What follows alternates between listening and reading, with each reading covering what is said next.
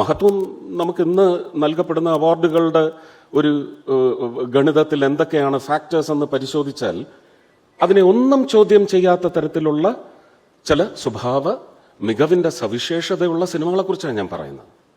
അതിൽ സുരേഷ് ഗോപിക്ക് ഒരു കൺസിഡറേഷനും വേണ്ട, ഇനി അങ്ങോട്ട് വേണ്ട എന്ന് തന്നെ ഞാൻ പറയുകയാണ്. തന്നാൽ സ്വീകരിക്കും, തന്നാൽ സ്വീകരിക്കില്ല എന്ന് ഞാൻ പറയില്ല. അത് ദേശത്തിൻ്റെ അവകാശമാണ്, അത് ഞാൻ ഒരിക്കലും ചോദ്യം ചെയ്യില്ല. പാപ്പൻ, കാവൽ, വനന്മാരെ ആവശ്യമുണ്ട്. ഏറ്റവും ലേറ്റസ്റ്റ് ആയിട്ട് ഗരുഡൻ. പാവം ആ ബിജുമേനോന് ചിലപ്പം അഭിനയത്തിനുള്ള അവാർഡ് കിട്ടിപ്പോയെന്ന്.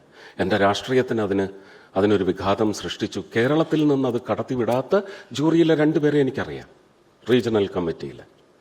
ഞാൻ എൻ്റെ പദവി ഉപയോഗിച്ചുകൊണ്ടല്ല, ഒരാക്ടറായി എൻ്റെ പ്രൊഡ്യൂസർ ലിസ്റ്റൻ സ്റ്റീഫനും അതിലെ നവാഗത സംവിധായകനായ അരുൺ വർമ്മയും റിക്വസ്റ്റ് ചെയ്തു, മന്ത്രിയായി ചോദിക്കേണ്ട, ഈ സിനിമയിലെ കലാകാരനായി ചോദിച്ചൂടെ?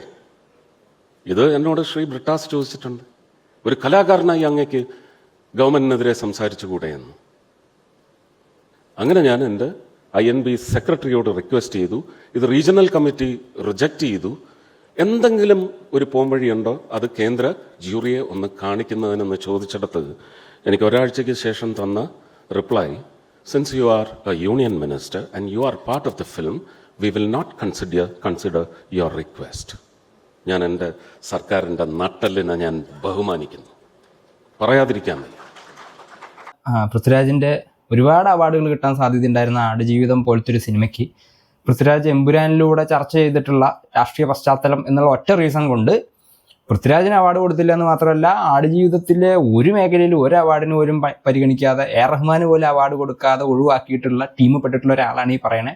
ഇദ്ദേഹത്തിൻ്റെ സിനിമകളെ കേന്ദ്ര സർക്കാരിൻ്റെ നാഷണൽ അവാർഡ് പരിഗണിക്കുന്ന പട്ടികയിലേക്ക് കേരള ഗവൺമെൻറ് ഉൾപ്പെടുത്തുന്നതിൽ രാഷ്ട്രീയം മിക്സ് ചെയ്യുന്നു. കേരള ഗവൺമെൻറ് ഇദ്ദേഹത്തിൻ്റെ രാഷ്ട്രീയം നോക്കിയിട്ട് ഇദ്ദേഹത്തിൻ്റെ സിനിമകൾ കേന്ദ്രത്തിന് പരിഗണിക്കാൻ വേണ്ടി അയച്ചു കൊടുക്കുന്നില്ല എന്ന്. സംഭവം ശരിയാണ്, പരിഗണിക്കാൻ വേണ്ടി അയച്ചു കൊടുത്തിട്ടുണ്ടെങ്കിൽ പിന്നെ ബാക്കി അവാർഡ് വാങ്ങിയെടുക്കുന്ന കാര്യമൊക്കെ കേന്ദ്രം ഭരിക്കുന്ന പാർട്ടിയുടെ ഒരാൾക്ക് വളരെ എളുപ്പമാണല്ലോ. അത് സംഭവം സത്യം തന്നെ. എന്നിട്ട് പക്ഷേ ഇങ്ങനെ പറയുന്ന സിനിമകളുടെ പേരാണ് കാവൽ, പാപ്പൻ, ഗരുഡൻ, വരനെ ആവശ്യമുണ്ട്. ഈ സിനിമകളൊക്കെ നാഷണൽ അവാർഡിന് വേണ്ടി പരിഗണിക്കുന്ന പട്ടികയിലേക്ക് കേരളത്തിൽ നിന്ന് അയച്ചില്ല എന്നുള്ളതാണ് മൂപ്പരെ സങ്കടം. ഈ മൂപ്പര് എന്തിനാണ് അതിൽ നിർത്തിയ? പണ്ട് മുതലുള്ള എല്ലാം അങ്ങോട്ട് വിളിച്ചു പറയായിരുന്നില്ല. സുന്ദരപുരുഷൻ, കിച്ചാമണി MBA, ബ്ലാക്ക് ആറ്റ്, ഹെയ്ലസ, അങ്ങനെ എല്ലാ പടവും പറയായിരുന്നല്ലോ. വന്ന് ഈ BJP-കാരായിട്ടുള്ള ആൾക്കാർ, പ്രത്യേകിച്ച് സുരേഷ് ഗോപി എന്ന് പറയുന്ന വ്യക്തി പറയുന്നതിൽ സീരിയസ് ആയിട്ട് ഈ മനുഷ്യൻ പറയുന്ന കാര്യങ്ങൾ ഏതാ, തമാശയായിട്ട് പറയുന്ന കാര്യങ്ങൾ ഏതാ, ഇതിങ്ങനെ മനഃപൂർവ്വം വഷളാവാൻ വേണ്ടി പറയുന്നതാണോ അതോ പൊട്ടം കളിക്കുന്നതാണോ, ഇതൊന്നും മനസ്സിലാവാത്ത അവസ്ഥയാണ്.